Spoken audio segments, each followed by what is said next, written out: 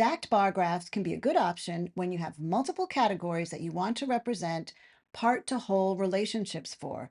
For example, here I have the top 15 countries in Europe in terms of the amount of forested land use area, and that area is divided here into two types, naturally regenerating forest and planted forest. To make this into a side-by-side bar graph, I'm going to select both of my categorical columns and my values for the forest area, and we will use a pivot command with this. Pivot command works great with the data in this long format, which is exactly how it was downloaded. So this is very convenient. I immediately get a side-by-side bar graph, but I can change this to a stacked, and I will use a Y stacked.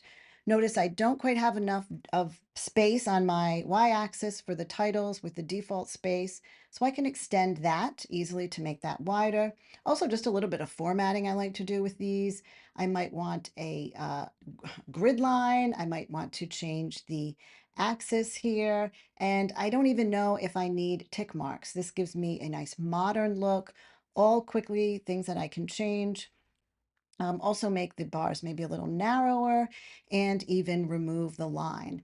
In addition, this is forested data, so let's go ahead and use the presets to select some greens. If there's an individual color that I want to change, I can also do that as well.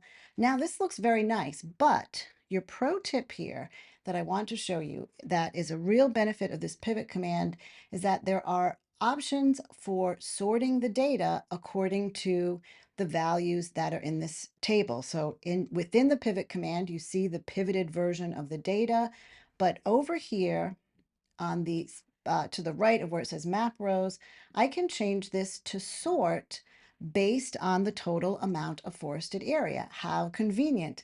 I also could pick an individual category, like sorting based on the naturally regenerated forested area. This is kind of interesting because it lets me see pretty clearly which countries have the most naturally forested area, and then I can also pick out the countries with a lot of planted forest that presumably are engaged in a lot of forestry. Certain Sweden is definitely one of those countries.